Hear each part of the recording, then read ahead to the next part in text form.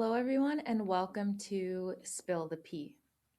So, we've just received the structure for how to live an aligned life, and now we're going to dive into Mishpatim.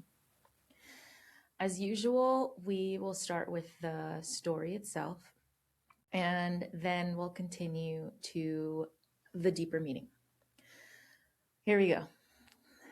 So, it literally opens by saying, "And these are the ordinances that you shall place before them. If you buy a Jewish bondsman, he shall work for you 6 years, and the seventh he will go free. If he arrives himself, he shall leave by himself. If he's the husband of a woman, his wife shall leave with him.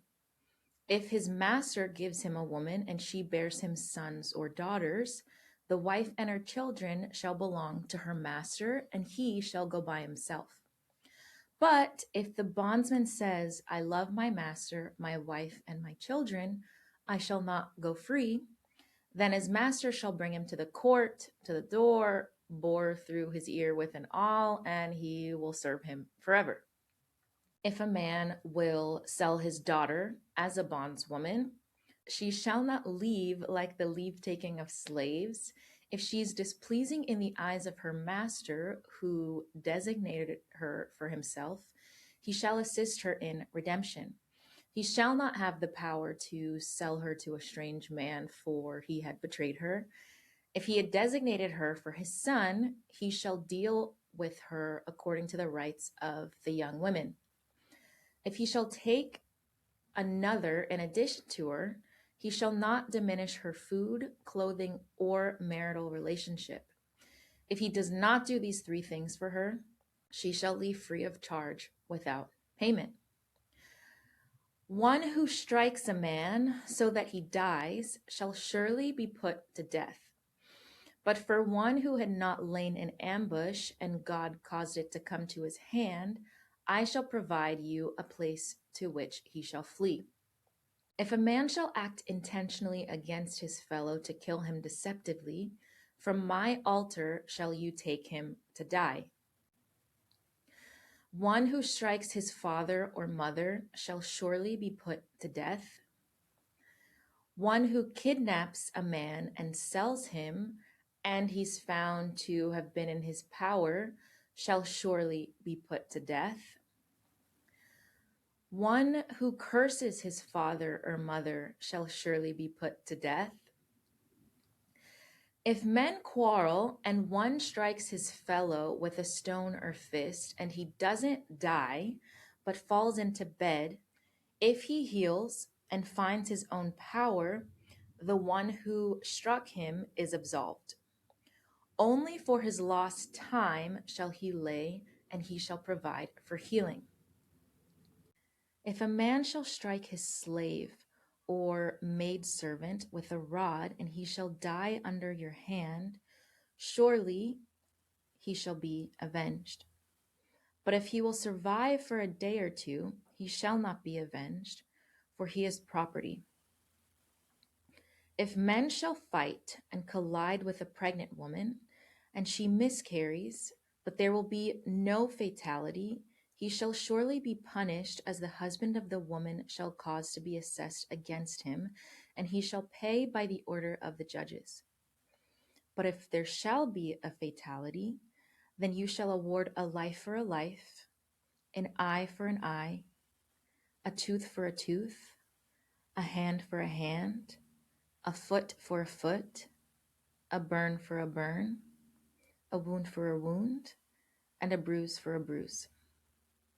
If a man shall strike the eye of his slave or the eye of his maidservant and destroy it, he shall set him free in return for his eye. And if he knocks out the tooth of his slave or his maidservant, he shall set him free in return for his tooth.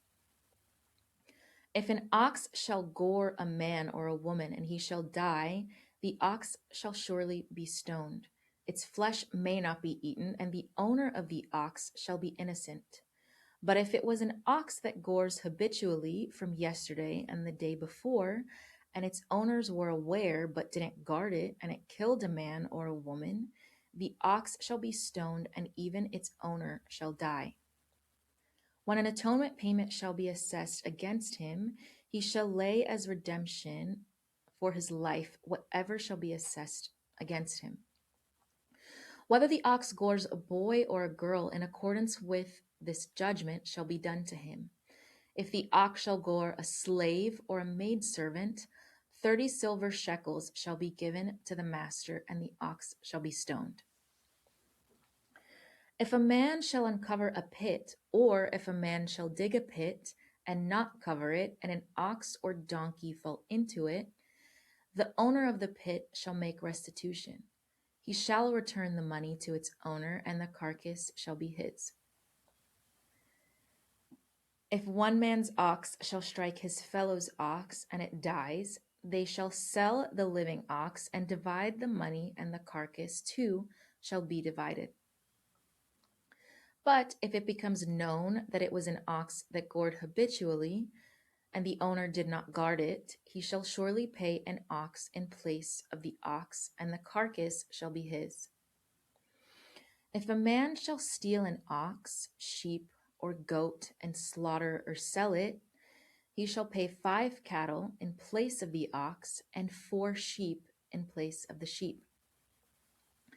If a thief is discovered while tunneling in, and he gets stuck and dies, there is no blood guilt on his account.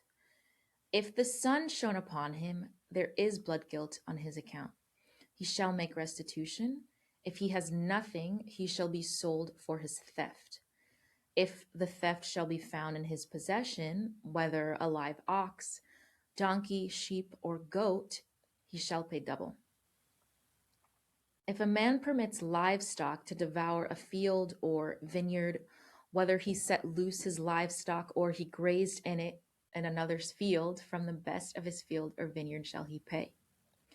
If a fire shall go forth and find thorns, and a stack of grain or a standing crop or a field is consumed, the one who kindled the fire shall make restitution. If a man shall give money or vessels to his fellow to safeguard, and it is stolen from the house of the man, if the thief is found, he shall pay double. If the thief is not found, then the householder shall approach the court that he didn't lay his hands upon his fellow's property. For every item of liability regarding any lost item about which he says, "This is it," to the court shall come both their claims. Whomever the court finds guilty shall pay double to his fellow. If a man shall give his fellow a donkey, ox, sheep, or any animal to safeguard, and it dies or is broken or is looted without an eyewitness, an oath of Hashem shall be between them both, that he did not lay his hands on the property of his fellow. The owner shall accept it, and he shall not pay. If it shall be stolen from him, he shall lay to its owner. If it shall be torn to death, he shall produce a witness. For a torn animal he does not pay. If a man shall borrow from his fellow, and it shall become broken or die, provided the owner is not with him, he shall surely make restitution. If its owner is with him, he shall not make restitution. If he was a renter, it came in return for his rental.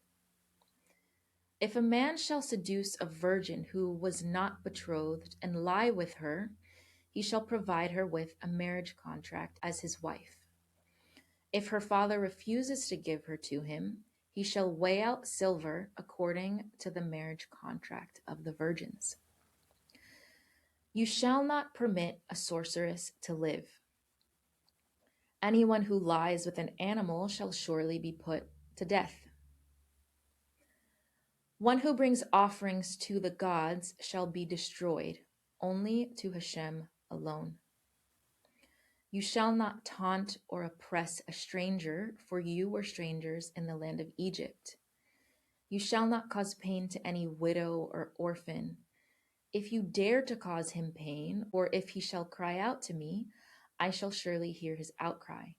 My wrath shall blaze, and I shall kill you by the sword, and your wives will be widows, and your children orphans. When you lend money to my people, to the poor person who is with you, do not act towards him as a creditor. Do not lay interest upon him. If you take your fellow's garment as security, until sunset shall you return it to him. For it is alone his clothing, it is his garment for his skin, in what should he lie down?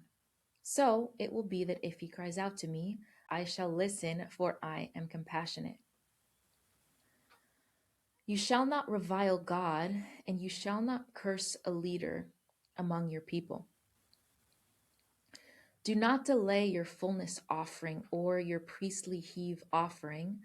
The firstborn of your sons shall you present to me. So shall you go to your ox and your flock. For a 7-day period shall it be with his mother, and on the 8th day you may present it to me. People of holiness shall you be to me. You shall not eat flesh of an animal that was torn in the field. To the dog shall you throw it. Do not accept a false report. Do not extend your hand with the wicked to be a venal witness. Do not be a follower of the majority for evil, and do not respond to a grievance by yielding to the majority, to the pervert, the law. Do not glorify a destitute person in his grievance. If you encounter an ox of your enemy or his donkey wandering, you shall return it to him repeatedly. If you see the donkey of someone you hate crouching under its burden, would you refrain from helping him? You shall help repeatedly with him. Do not pervert the judgment of your destitute person in his grievance. Distance yourself from a false word. Do not execute the innocent or righteous, for I shall not exonerate the wicked. Do not accept a bribe, for the bribe will blind those who see and corrupt words that are just. Do not oppress a stranger. You know the feeling of a stranger, for you were strangers in the land of Egypt. 6 years shall you sow your land and gather its produce, and in the 7th you shall leave it untended and unharvested, and the destitute of your people shall eat, and the wildlife of the field shall eat what is left. So shall you do to your vineyard and your olive grove. 6 days you shall accomplish your activities, and on the 7th day you shall desist, so that your ox and donkey may be content, and your maidservant's son and the sojourner may be refreshed. Be careful regarding everything I have said to you. The name of the gods of others you shall not mention, nor shall your mouth cause it to be heard.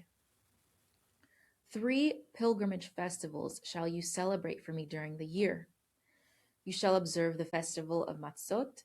7 days shall you eat matzah, as I have commanded you at the appointed time of the month of springtime.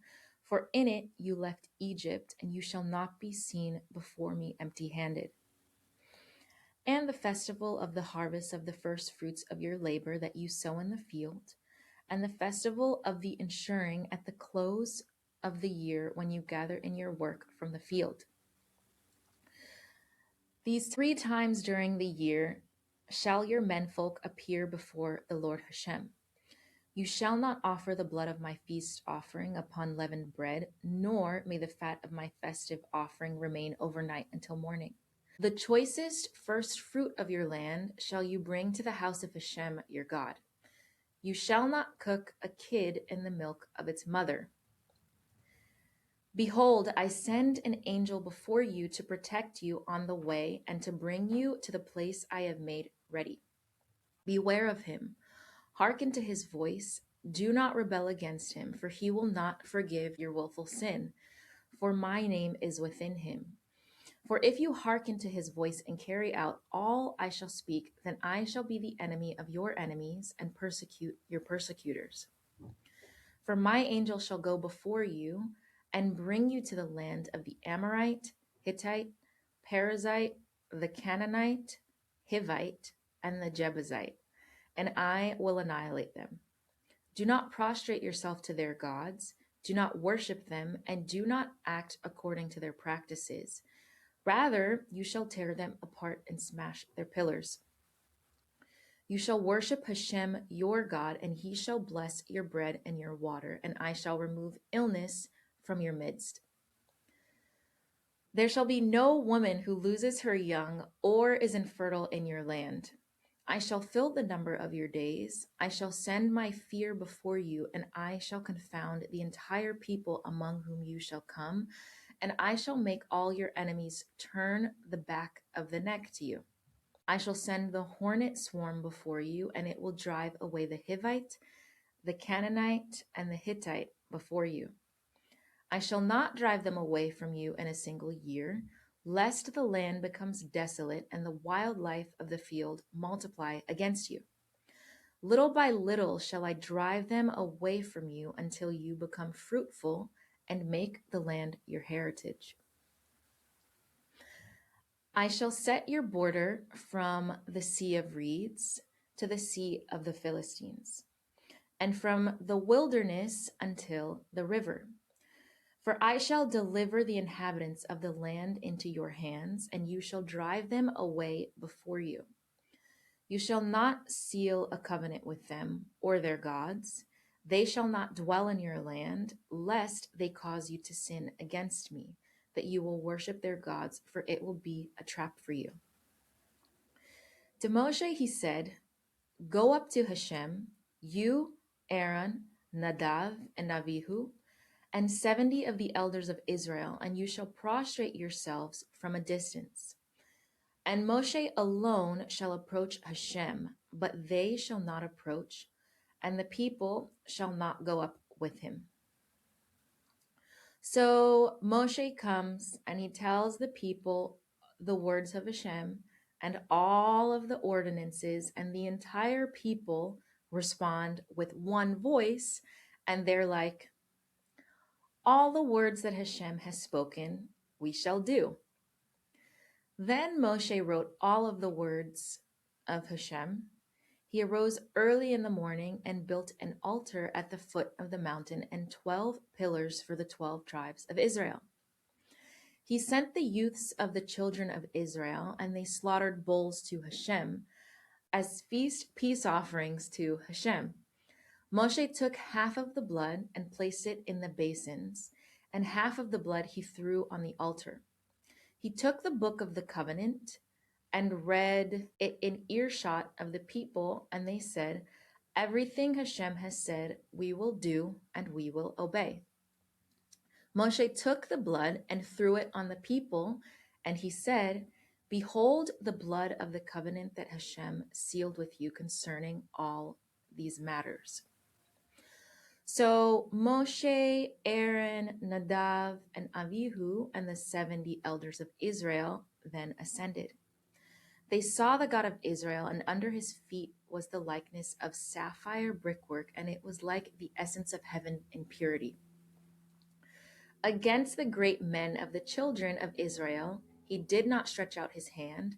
They gazed at God, yet they ate and drank. Then Hashem says to Moshe, Ascend to me to the mountain and remain there, and I shall give you the stone tablets and the teaching and the commandment that I have written to teach them. Moshe stood with Joshua, his servant, and Moshe ascended to the mountain of God. To the elders he said, Wait for us here, and we will return to you. Behold, Aaron and Hur are with you. Whoever has a grievance should approach them. So Moshe ascends the mountain, and the clouds covered the mountain. The glory of Hashem rested upon Mount Sinai, and the cloud covered it for a 6-day period. He called to Moshe on the 7th day in the midst of the cloud. The appearance of the glory of Hashem was like a consuming fire on the mountaintop before the eyes of the children of Israel. Moshe arrived in the midst of the cloud and ascended the mountain, and Moshe was on the mountain for 40 days and 40 nights. So this isn't the most pleasant parsha to get through, if I do say so myself, but we made it. So we go back to the beginning and we have Mishpatim. The root meaning of this word is establishing justice. Now, some might say that Mishpatim are about judgment. And to that, I would say judgment requires a mental process, thinking through things, comparing, assessing, concluding. Justice is moral righteousness. Justice is more divine balance. Divine balance creates a type of symmetry, it stabilizes things. Divine balance or alignment says what happened on one side must have an equal opposite. This is why chesed, kindness, giving, is opposite gvura, discipline and strength. What centers chesed and gvura? Tiferet, balance, harmony. Now, I can say that this is not one of my favorite parshas, but we're not meant to like everything. So we start with the situation with the bondsman and the wife and the master. This is about responsibility, accountability. The master determines, decides, leads in a specific direction. The bondsman is like action. Sometimes we act without really discerning and determining where it is we actually want to go. We act without a goal in sight or in mind. So, okay, it comes and then it goes. And remember, women represent emotion. So when our emotions lead to discernment and we are led in a guided direction, we don't just act loosely. When our emotions lend to discernment that leads our actions, we move as one. This is why it says the bondsman loves the wife and the master, and he will serve the master forever. When we take action without discernment and directed emotions, our actions lead us nowhere. However, when we have a determined direction, we align our emotions with that goal and we take action also in alignment. We move towards a purpose.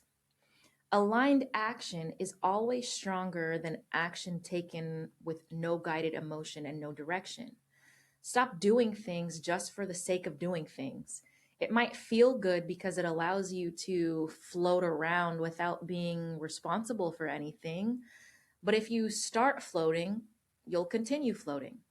And when you do things for the sake of a purpose, it allows you to land and stand tall and develop roots. Why is it necessary that we learn accountability before anything else? Because when you operate from the mentality that, well, everything just happens to me and I just do this because it's what I've been doing, or I'm just here minding my business and bad things just happen to me, I'm such a victim. If this is your baseline, then you are choosing to see life outside of the bounds of divine balance. And so, whatever comes after that doesn't really matter because justice happens within divine balance. Having zero accountability dissociates you from divine balance, but it doesn't exclude you from it. When you lack accountability, you lack clarity because you only see what's on the other side of the finger that you're choosing to point. But we all know if you point a finger, you have three pointing back at you. And when you make the motion to point your finger, the three that are pointed back at you are hidden. This shows us that just because you only choose to see that, well, God is doing this to me and I have no other choice, or, well, God made me this way, so it's who I am. First of all, you're denying yourself free will and, frankly, dignity. And you're also blinding yourself to divine balance, all the while still receiving the consequences. So you might as well just buckle up, Buttercup, because it's better to stand in the process and make choices than to be blown around like a napkin in the wind. So now we fast forward a bit to if a slave or a maidservant should be struck, he will be avenged. But if they survive a few days, they won't be avenged. What are slaves in our lives? Habits. And what happens when you try to kill a habit? Many times it comes back with a vengeance. It's challenging to end things that our body has become habituated to. However, if you allow them to survive a few days, they won't be avenged. Giving yourself grace and allowing yourself to gradually remove things from your life allows for a smoother process, and you are less likely to have such a challenging time. Okay, so now we fast forward and we get to the men fighting and the woman either having a miscarriage or there being a fatality. And then we have the eye for an eye, tooth for a tooth language that can be misconstrued. There are layers to this. We have the literal layer, which is just giving us various examples and different ways to understand divine balance.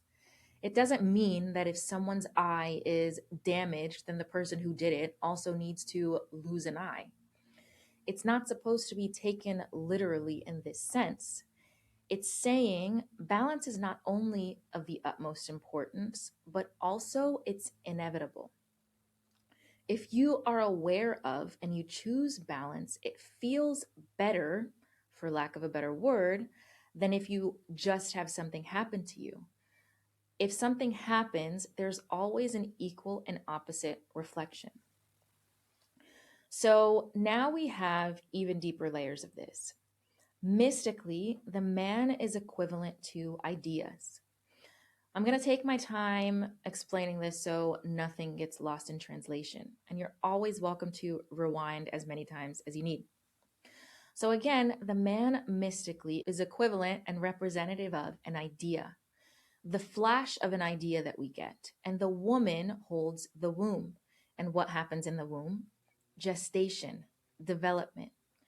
So the woman represents where an idea goes to develop, blossom, and become something that is understood and relatable in this world in a tangible way.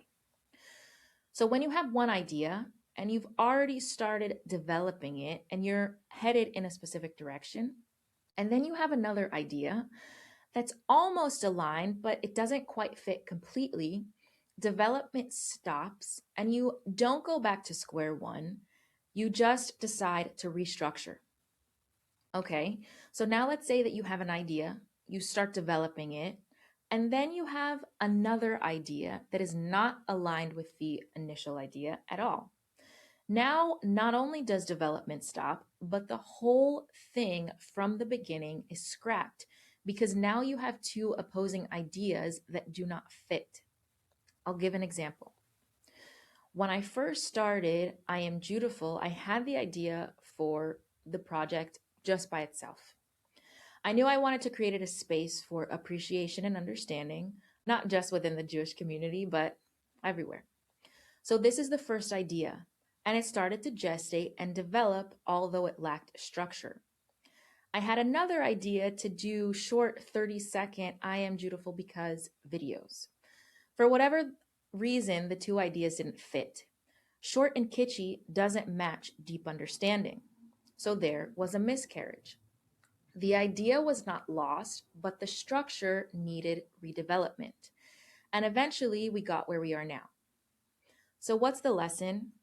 An idea that you have that has no womb to develop and grow within cannot come into fruition.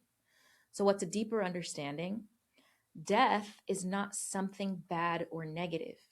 Reframe your understanding of death. Death is not disappearance. Death is not abandonment. Death is an opportunity for restructuring. Death allows light to be understood in a new, more connected, developed way.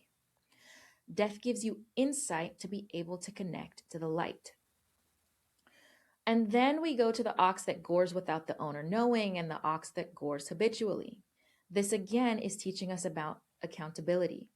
If you say something hurtful to someone and you honestly don't believe you're being mean, you think that you're just saying something that is of benefit to them. Okay, en baya, no problem. However, when it's brought to your attention that you are doing something hurtful and you now continue to do it, yesh bayot, you have many problems. because now you have the awareness and now you have the free will to choose. And now you deliberately choose to do something that's hurtful. You are now accountable for your actions, and you will now be accountable for the consequences. Again, you don't have to choose to acknowledge divine balance. You live within it, whether you like it or not. So now I want to discuss this one that's you shall not permit a sorceress to live. And people automatically jump to it must mean a witch or witchcraft. And some people would call me and also other people a witch because we combine herbs and oils to create natural treatments and remedies for the body. To which I would remind you that before we had chemicalized products and processed products, people were being healed with natural remedies. But I digress. A sorceress is not necessarily someone who gives you a love potion or casts a spell.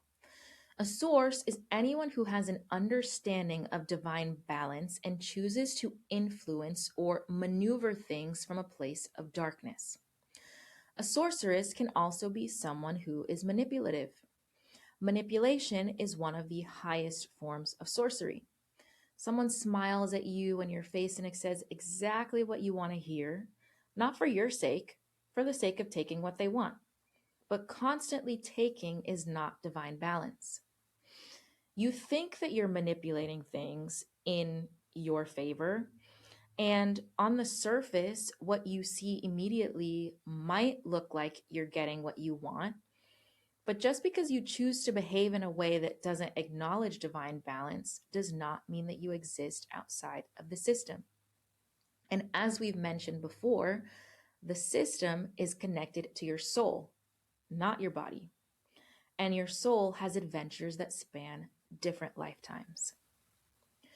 So we move forward a bit and we're given more than one example in relation to our enemies or someone that we might hate.